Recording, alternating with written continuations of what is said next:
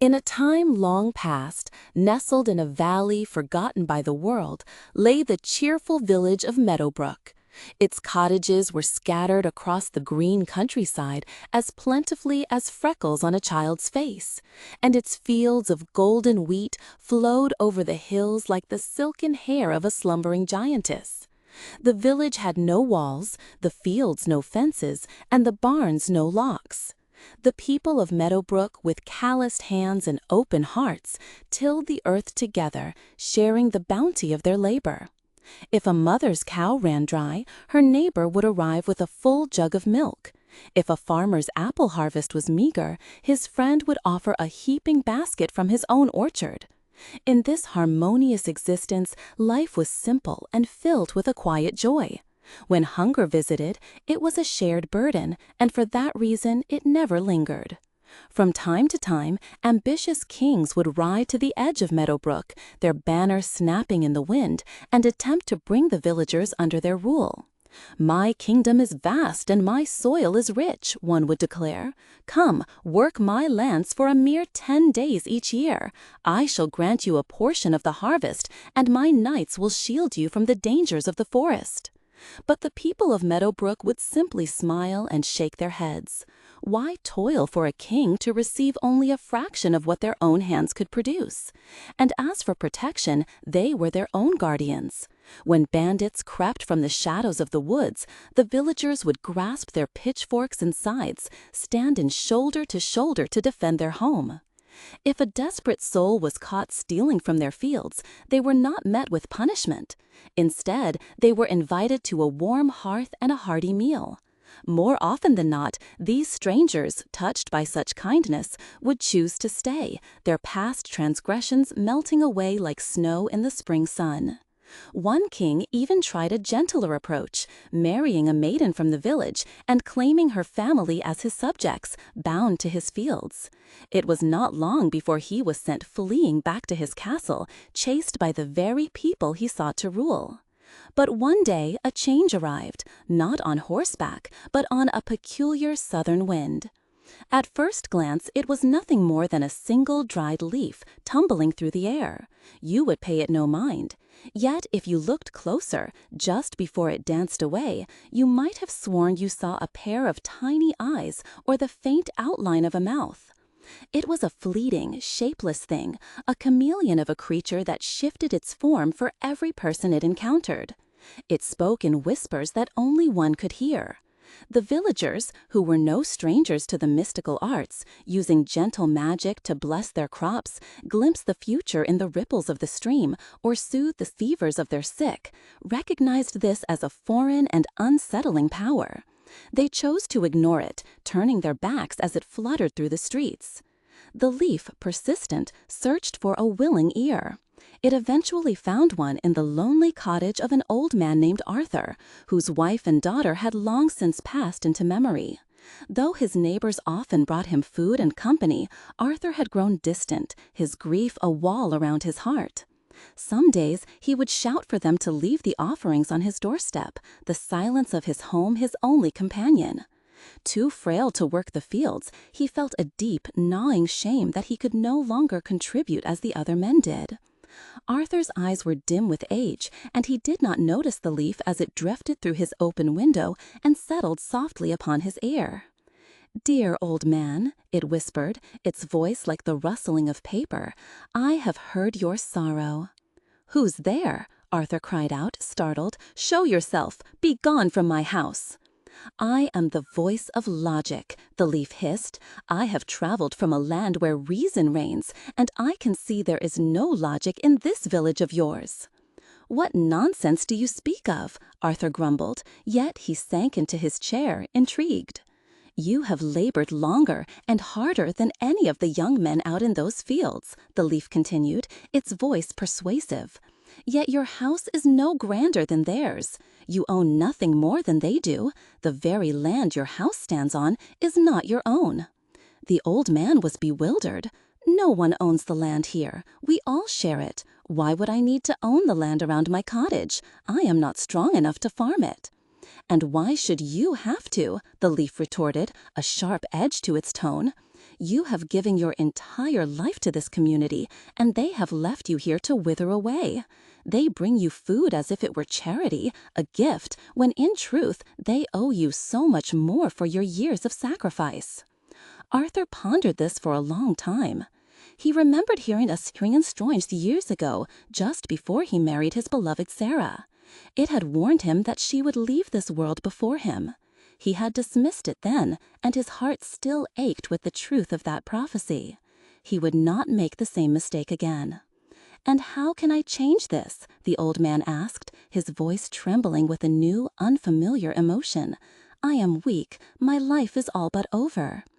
"Oh, but change is simple," the whisper promised. "It begins like this." The next morning, 2 young men, John and Michael, came to bring Arthur his daily meal. They stopped in their tracks, utterly astonished. A thick, impenetrable wall of thorny hedges had sprung up around the old man's cottage, forming a perfect, daunting square. They had never seen hedges used in such a way, as a barrier, a claim. They had to circle the entire perimeter to find a small, crude gate. "What magic is this, old man?" John asked, his voice filled with awe. "These hedges appeared overnight." "Get out," Arthur bellowed from his porch, brandishing his old pitchfork. "You are on my property. Leave the food there and go." The 2 boys, startled by his ferocity, did not need to be told twice. They placed the food by the hedge wall and fled. Word of Arthur's strange fortress spread through Meadowbrook like wildfire. No one could comprehend his actions.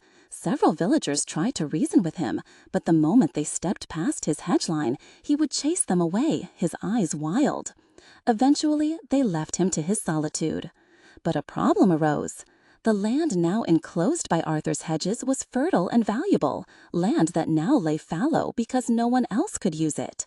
The old man couldn't possibly cultivate it himself, yet he refused to let others try. The villagers, though fond of the old man, could not let this stand. They decided to stop bringing him food, believing that hunger would eventually force him out from behind his thorny walls to seek their help. But weeks passed, and Arthur did not emerge. Strange lights were seen flickering through the hedges at night. Finally, a brave woman named Eleanor crept close to investigate. She returned with shocking news. "The old man has a young woman living with him. It's Elara, Eleanor's girl," she explained to a gathered crowd. Eleanor had been complaining for weeks that her daughter kept disappearing. "It seems Elara now works for that old hermit. She tends his fields during the day." The phrase "his fields" sounded alien and harsh on her tongue. "And at night, well, I dare not guess, but I saw him give her something shiny. It was gold." Some villagers possessed small amounts of gold, trinkets from a bygone era, but they considered it little more than a pretty, useless metal. It was kept hidden away, sometimes given to a traveling jeweler to be fashioned into a necklace or a ring. "How peculiar," a young man remarked. "Has Elara become a jeweler's apprentice?" The next day, they received their answer. Elara walked into the village square, her face smudged with dirt, and tried to buy food. "I will give you this gold for a loaf of bread and some cheese," she announced, holding out a small gleaming coin. "Elara!" her mother cried, rushing forward and grabbing her daughter's arm. "You stop this foolishness at once. There is so much work to do at home now that you've abandoned your duties. The washing, the cooking. If you wished to be a farmer, you only had to ask." But Elara pulled away, a strange, knowing smile on her face. She looked exhausted and thin, and the villagers would have gladly given her food for free if she had only asked. Why was she offering this useless metal? Still, pity moved them, and some thought that if they humored her, she might come to her senses and return home. They accepted the gold and gave her the food. "The old man was right," she laughed, a triumphant, unsettling sound, as she gathered the provisions and hurried back to Arthur's property. "Something is not right with that girl," her mother muttered, watching her go. "She was always headstrong, but never like this." Over the following months, a strong, persistent wind blew through Meadowbrook, carrying with it countless whispering leaves. They settled on rooftops, clung to fence posts, and sometimes brushed against the faces of the people. Strange voices seemed to ride the wind, planting seeds of doubt and discontent. Soon, a family living on the edge of the village was the next to plant hedges around their home. They claimed an even larger portion of land than Arthur. "We have 3 strong sons," they explained defensively when questioned. "They can work all this land. We need it. It is our property now." A panic began to set in. More and more families rushed to fence off land with hedges, terrified they would be left with nothing to farm. And when food became scarce, instead of turning to their neighbors for help as they always had, people began to barter with the strange, cold gold coins. Of course, a few resisted this change. They spoke of the whispering leaves and the insidious voices on the wind, warning that they were becoming like the very kings they had once scorned. But their words were lost in the growing anxiety. Winter was approaching, and people were consumed with worry for their own families. After all, you could still ask your neighbor for food if you were truly desperate, couldn't you? But now, to do so was to admit failure, to be a burden. Winter arrived, blanketing the land in snow. The people of Meadowbrook stayed within their hedged enclosures, eating the food grown in their own fields. There was a certain pride in it, a feeling of self-sufficiency. But the harvests were smaller, the variety less. They could no longer host great feasts for their neighbors, fearing they might not have enough to last until spring. Some families had more than they could possibly eat, and surplus food was given to the livestock or simply left to rot, while others went to bed with their stomachs rumbling. The cold outside seemed to seep into the people's hearts. The year-round celebrations, the dancing in the open fields, the songs sung to the rising sun, all of it ceased. Now they could only dance on their own small patch of property.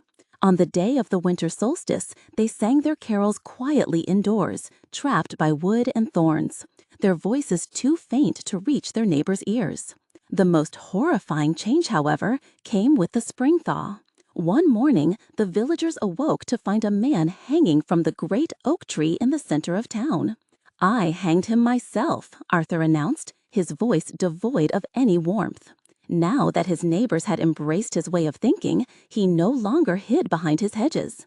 He strode through the village with an air of grim authority, his cruel smile making people turn away in fear. "I caught him stealing my food in the dead of night." "But we have never done things this way," the people murmured, horrified. "We give food to those in need." "But it was my food," Arthur snarled, "from my fields. It has been a long, harsh winter. You all know this. You sat at your own tables just as I did, and you saw how little there was. And even if there was plenty, why should he have it? He did not work the land that grew it. Let anyone who would have given this thief food from their own family's empty table step forward now." A heavy silence fell over the crowd. The people looked at each other, then at the ground. They realized with a sickening lurch in their stomachs that none of them would have shared their meager supplies. Arthur was right. The man should have planned better, worked harder, made the tough choices necessary for survival. It was his own fault that he was dead. The next time a king rode into Meadowbrook, it did not take much to win the people over. They had already learned to obey the whispers of leaves and the authority of hedges. Why not a king? The king not only promised to protect them from bandits, but also to punish thieves with swift public hangings. Now the villagers wouldn't even have to bloody their own hands. And wasn't it a bit of morbid entertainment for the children to witness an execution now and then? All the king asked for in return was a few days of labor from each person each year. And so reason, as the leaf called it, and progress, as the king called it, followed. The people of Meadowbrook learned the importance of fences, the power of gold, and the wisdom of obeying men in fine clothes. When they held their pitchforks, it was only ever to till the soil, never to fight for their freedom. They took pride in the food they grew on their own property. But as the years passed, it was the king's property that expanded the most, his granaries that overflowed, and his stomach that grew the fullest.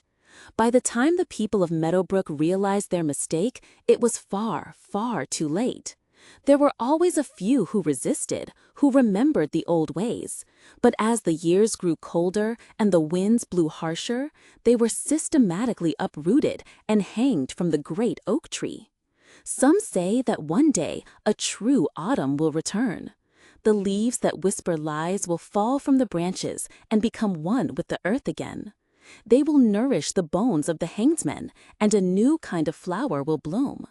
And when a hand reaches down to pluck that flower, to declare it mine instead of ours, the flower itself will whisper, no.